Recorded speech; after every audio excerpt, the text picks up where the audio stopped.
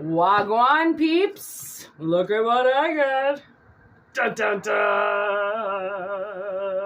Oh, it's fucking awesome. Has Children of the Corn, The Shining, Poltergeist, fucking Hellraiser, Bates Motel, like Psycho. It has everything, okay? It has everything. The Wicker Man, which I still haven't seen. I gotta watch that.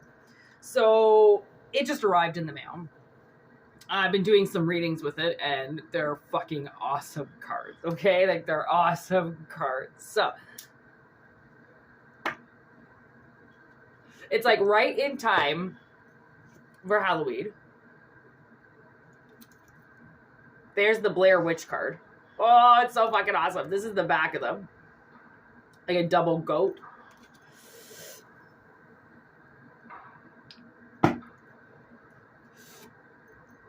So this, what I'm going to do today, is I think I'm just going to leave it open to the public. You know, I'm just going to do it as a channeled reading. I'm not going to attach any signs to it. I don't know if this is how we're going to do the channel from now on. I really don't know. But I kind of feel like, I mean, I love the readers that just do the message. They just channel the message. It doesn't have to be attached to anything. It's just a message. If it gets to you, it gets to you. If it doesn't, it's not for you, right? I'll change these. So what we're going to do,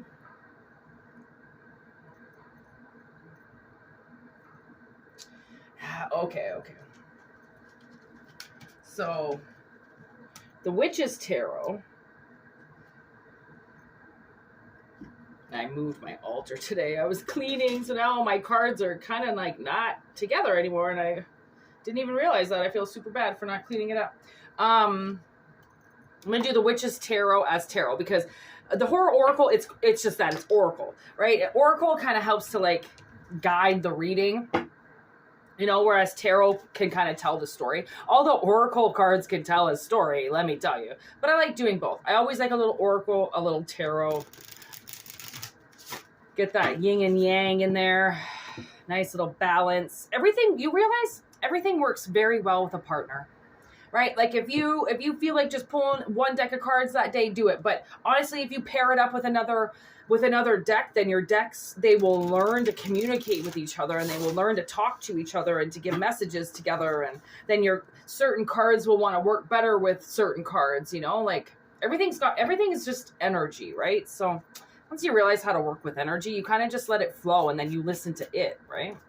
You don't let it control you, because it will spin your world around if you don't watch what you're doing. Okay, here we go.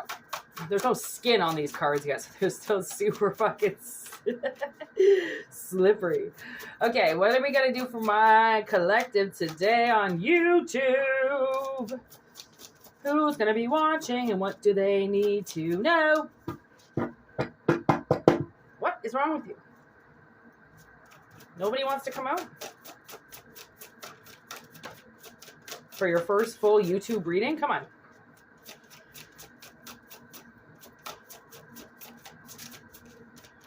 I'm going to cut the deck. Yes. Okay, there they are. I have a feeling they were the cards that kind of flipped out at me at the beginning, but I put them back in the deck, and then I shouldn't have. I should have grabbed them. Every deck is different. You can't treat your decks the same. You know, they will communicate different languages with you of how they want to be shuffled and how they want to be dealt. And, like, you got to listen to things, man. You can't force things to do things your way, you know, like.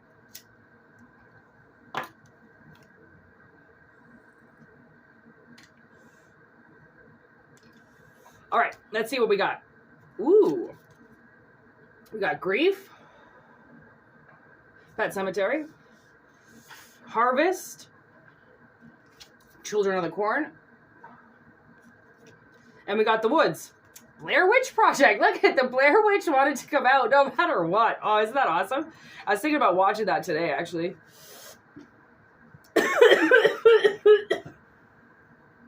Grief.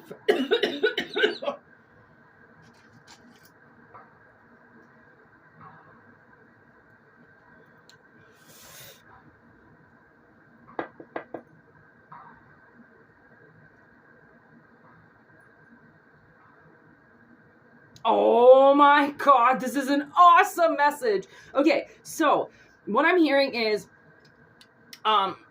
so somebody, what the message is that somebody has to work. They have to let something go, okay? Like trying to do it all on their own. You know, in Pet Sematary, the dad, he's trying to do everything on his own, right? Like, it's the doctor. I keep getting flashbacks of the new one because I actually really like the new Pet Sematary that was put out, but now I got to go back to what was it? Yeah, no, Church and Gage. Okay, now I got to go back to Gage when they used that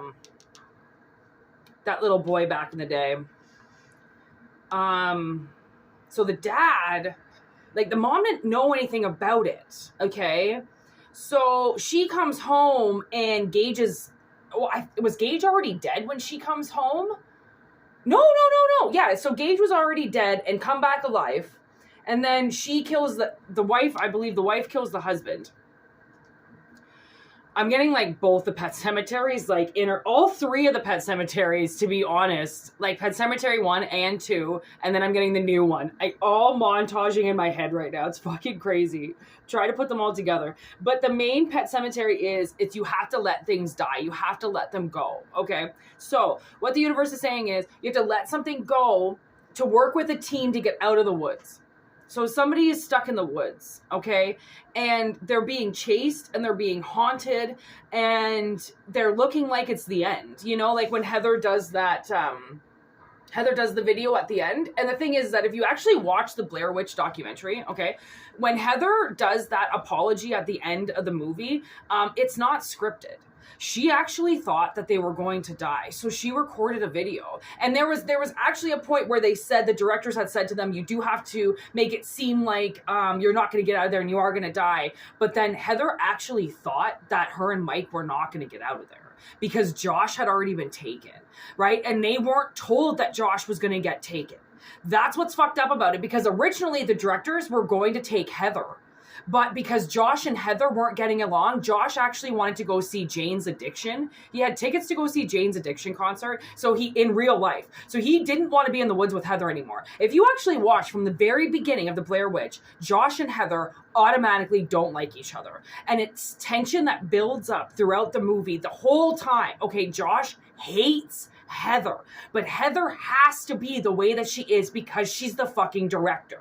Who likes the director? Not a whole lot of people. Okay. So it's like, and with the Children of the Corn, the thing is, I haven't seen the Children of the Corn. Okay. I've almost seen every single one of movies in here. The only thing I haven't seen is The Wicker Man, Children of the Corn, and like maybe 4 other ones, surprisingly. Okay. So I don't know the whole Children of the Corn concept very well, but I know the Children of the Corn from the X-Files.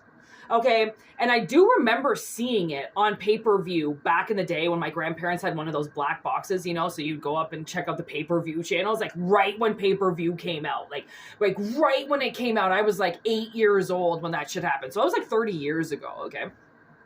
I can remember watching it. There were the kids with the white hair and the white eyes, and they kill people, okay? I can remember seeing a part of the one movie once, because there's like 9 Children of the Corns, I'm pretty sure. So I'm pretty sure I caught one of them and they were all in these creepy black and white suits and they were killing people. They would just look at these people and they would kill them with their eyes. I'm pretty sure that's Children of the Corn. So I feel like somebody is going through something. It's like a grief process, and the grief process is the thing that you won't let die. Okay, it could be unhealthy habits. It could be a relationship. It could be a job. Okay.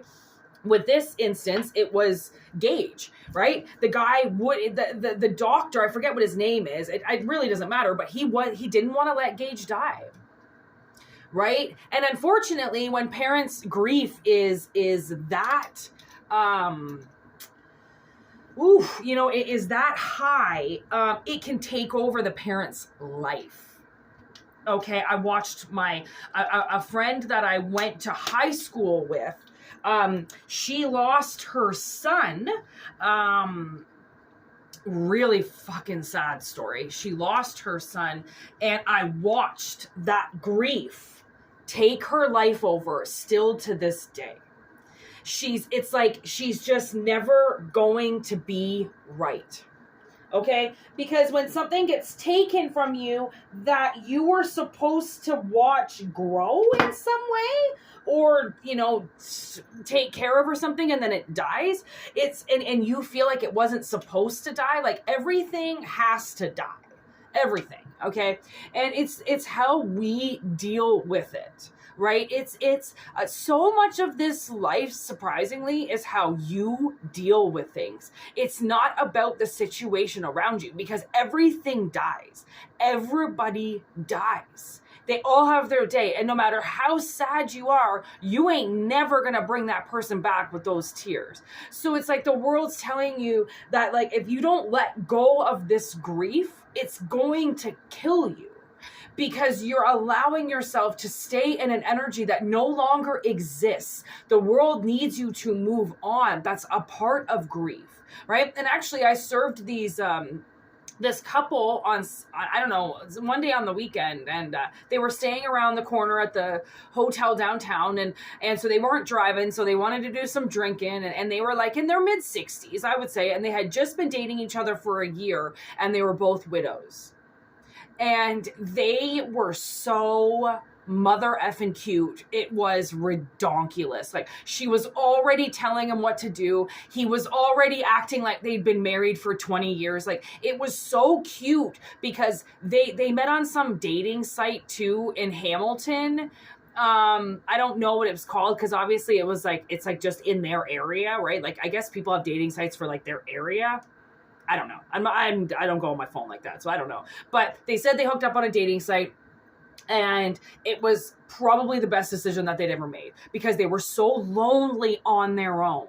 That's the thing. It's not like their spouses died a year ago. They've just been together for a year. And I think the man's widow, I think, had died the year before, and her widow, she didn't talk about. So and I could tell, like, she was not about to go ranting and raving about her deceased ex-husband. Okay. So, and the way they were together, it's just like, if they both at the same time didn't decide the same fate as to move on and join this site, they never would have gotten together. Which is where the children of corn step in with the harvest, right? It's like, you have to come together with something to get out of something, because that's why the world has killed this other thing. Okay. And like, I don't know if it's an actual death of a person or a contract or a lifestyle or an addiction. I don't know what it is, but it has to be cut off. If this resonates with you. Okay. Because then once we get to the Blair Witch, it's about, and I can't help but see this trinket here, the trinket, and then that's the house that they all end up dying in at the end. So it's like, Heather takes a trinket, and then the witch starts following them more. Okay. So it's like, I feel like you're never going to get out of the energy that you're in if you keep believing in the grief.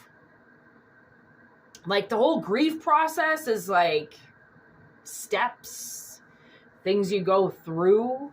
And I believe in it and I don't believe in it, because stages and steps of grief can last for years. Okay? You might not get to acceptance until like year 3.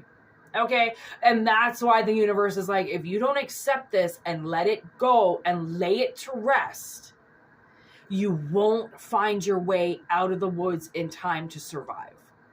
Which means sometimes people can get so full of grief that grief kills them.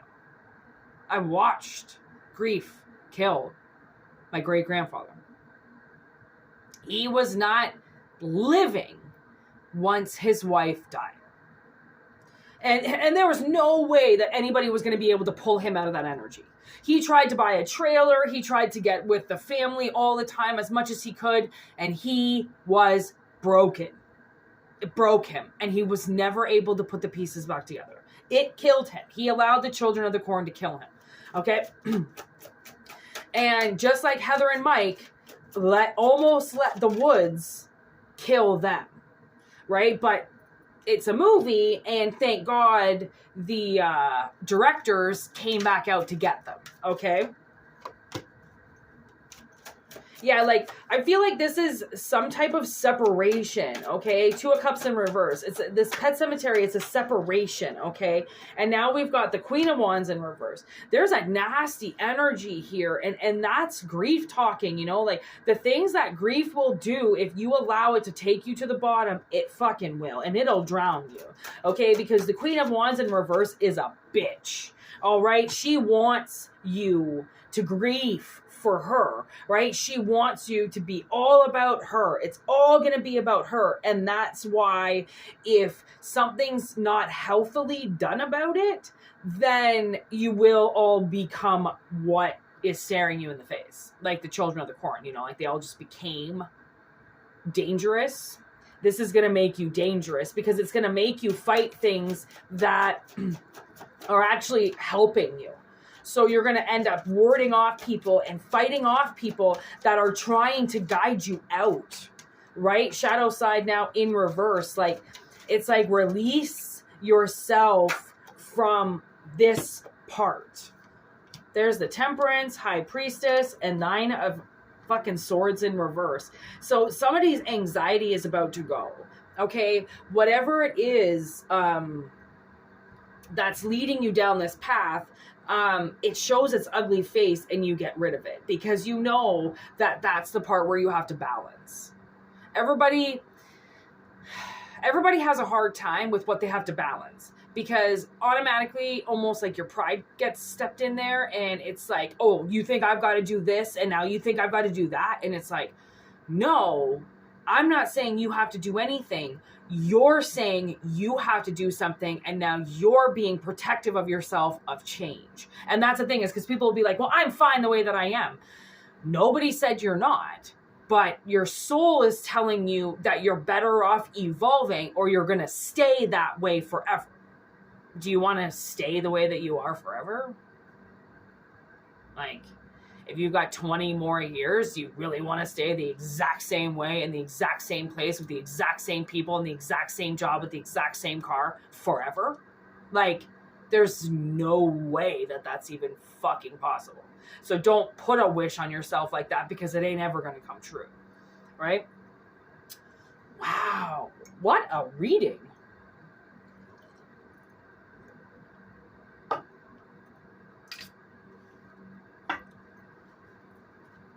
I made myself the dirtiest coffee this morning, I swear. Oh my God, that bitch tastes like a triple, and it is good. Woo-wee! Okay. Anything else you want to say? Oracle? Anything else? Anything else? Anything else? Oh, this one kind of wanted to flip.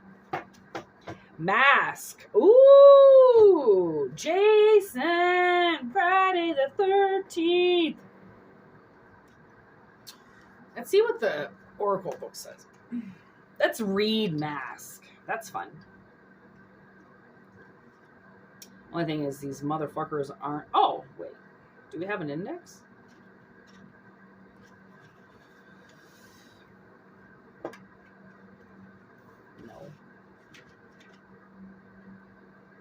Fucking pages aren't even numbered.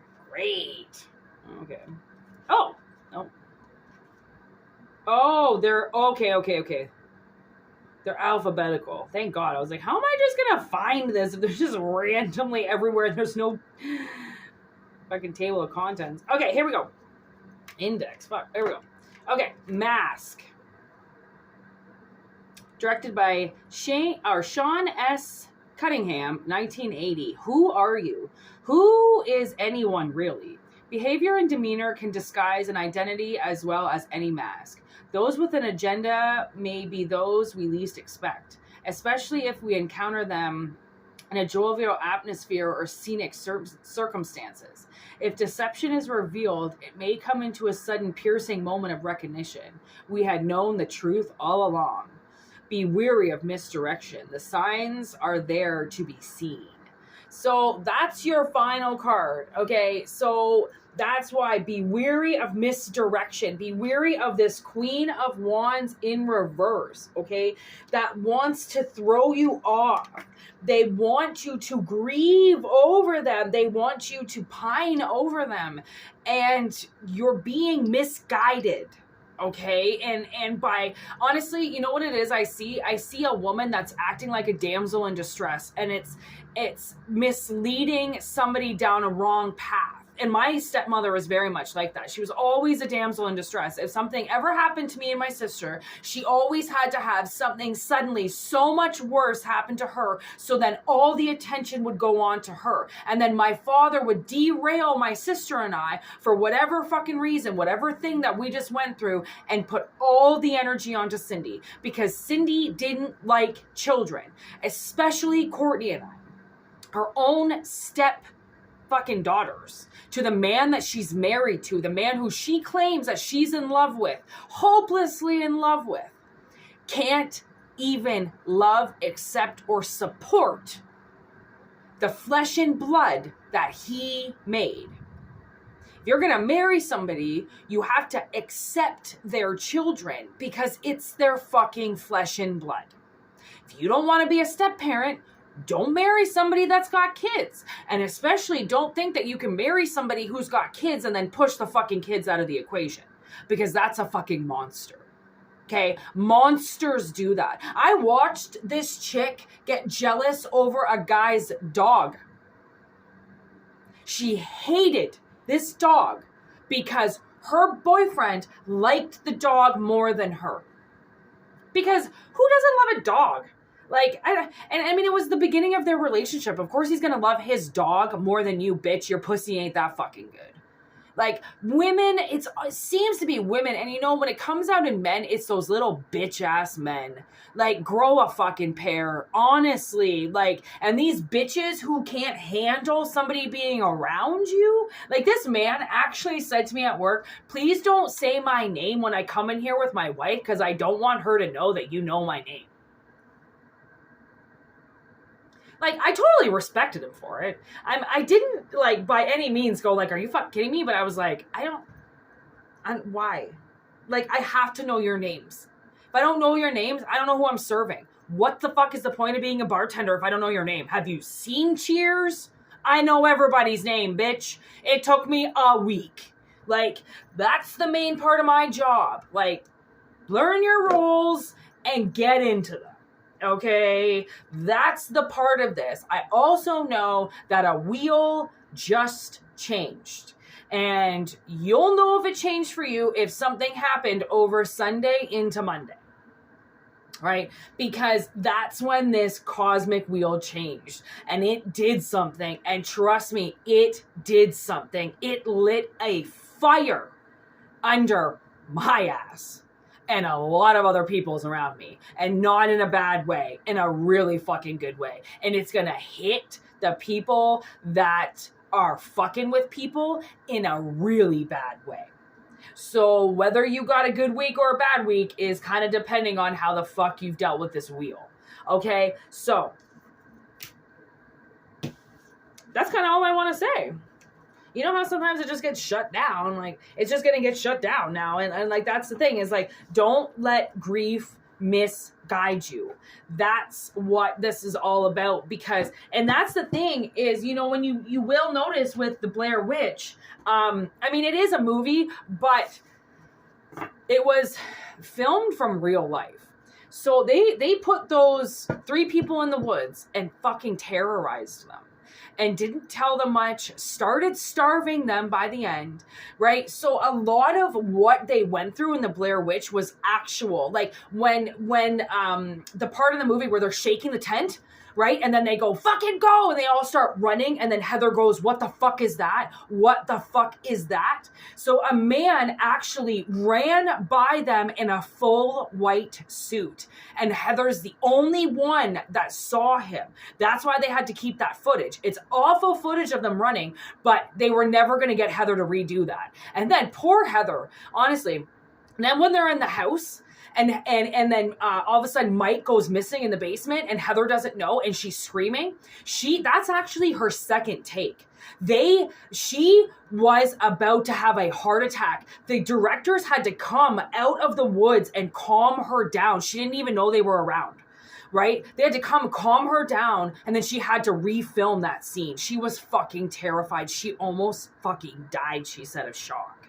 Right? They had to stop her and calm her down. And that's the thing is like, whatever this misdirection is, right? It's like, I almost see kind of like a business now. Like your boss is going to say like, you can't go. Like if you go, you're the whole fucking company and we're going to lose the company.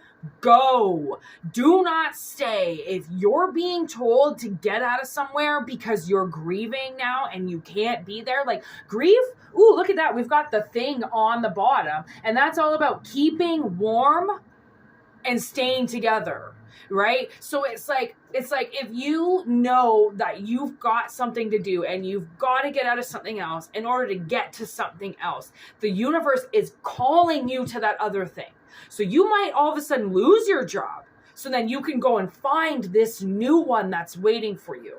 You might all of a sudden get ghosted. Why? Because this new thing is trying to find you. Right? And they don't want you to get derailed again by some damsel in distress that's all grieving. Like all of a sudden, if you've got a date, and I'm going to say this, if you've got a date with somebody coming up and then all of a sudden your girlfriend calls you and says her boyfriend broke up with her or her fucking dad died, can you come over? Don't. Go on your fucking date. Okay, because that's the energy that could be trying to derail you. Sure, it looks sweet and innocent and you would do anything for your friends, but it's also malicious and double-headed in people to know that they know that you're just about to go on this date and they want to derail you because they want to keep you in their lives so then they can use you. Okay, like you really got to put your foot down. And I'm teaching my sister how to do that, and I'm teaching myself how to put my foot down and not let people derail me, you know, and then make me feel bad for them for some fucking reason. Like I was homeless, I was beat, I was abused, I was molested. I've been through the fucking ringer. I was fucking raped. Like, are you kidding? Like, and you're gonna sit there and try to make me feel bad for you? And like, feel bad for you over a parking spot or over $20 or not giving you a beer for fucking free. That's what people try to tempt me with. Like, if I don't give it to them, their whole world is just gonna break. Call me when you don't have four walls around you, a bed or a place to go. Call me when you're on the middle of the highway and your car broke down. That's when you call somebody like me, and I'll feel bad for you. I'll feel for you. But not when your fucking boyfriend broke up with you, and I fucking seen it coming for the last year, and I've been trying to fucking tell you, no, you're not going to derail me from a fucking date. Because, or, you know, somebody might call you, they might be hungover, you know, or they're not feeling well and they want you to take their shift, but you've got this date planned. Don't do it. Go on the date, because sometimes you need to put yourself first and you need to tell people, listen, I got something going on tonight. I'm really sorry, but normally this nice person inside of me would say yes, and I'd be all over that, but I can't. And, you know, I can't. I have to on this day. I have to liberate myself. I have to put my 2 weeks notice in. I have to liberate myself. No, I can't do that job for you in 3 months because I'm not going to be at this company. No, I really have to leave. I can't sign another lease with you. I know I'm a great tenant, but I got to go. You know, like something like that. Like, because also too, like when you're in grief, sometimes you just want to be comfortable and you just want to stay where you are and you just kind of want the world to move around you while you stay, you know, and that's not a good idea either, because if the world is evolving around you, then it's trying to tell you to evolve with it too. Grief will come and it will go. And then you will feel, you know, like when I think about my dead friends, I have a lot of them, and I'm like, man, I know you motherfuckers are around me. I know you're here. If I want to talk to you, I know I can just call you up. It's just a different phone call. Like I can hear my friend Ryan in a second. Oh, there he is. Every time I can hear him go, hello. Like I know my friends, like I know their voices. I know when I need them, I can talk to them instantly. They're right there. You know, you just got to open up your third ear. You got to open up your third mind to the things that are happening in other dimensions that can help you, right? It's not all bad. Trust me, through the frequency of bad, you will hear good, but you're the one that has to filter the bad out. And not trying to keep recreating it by going and burying it in a sacred desert to have it come back to life. Once it's dead, it's dead. It ain't never going to come back the same. So, ladies and gentlemen, the horror oracle has been done. Let's see what's on the bottom. Ooh, Aquaman. The Legend of the Blue Lagoon or some shit like that. What is it?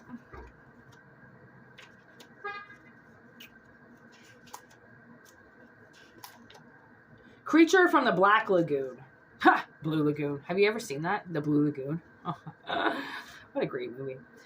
Focus on your established routines. Get into a new routine.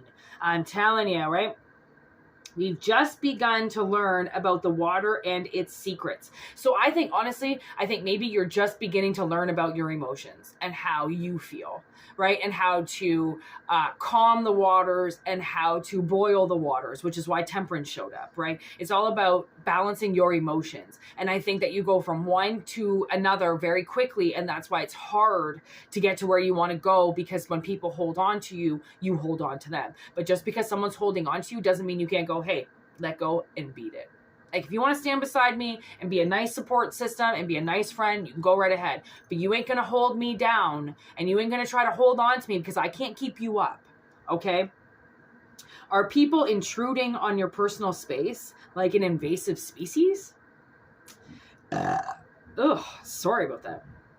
Is your long-established sense of comfort and equilibrium being disturbed by interlopers who don't understand the disruption they bring? That's the thing. It's your equilibrium. Didn't I say that? Like it's like you're being thrown off by this Queen of Wands in reverse somehow, by this damsel in distress. Somebody's trying to throw you off something, and it's working because somehow it's disturbing your emotions. This person's disturbing you, okay?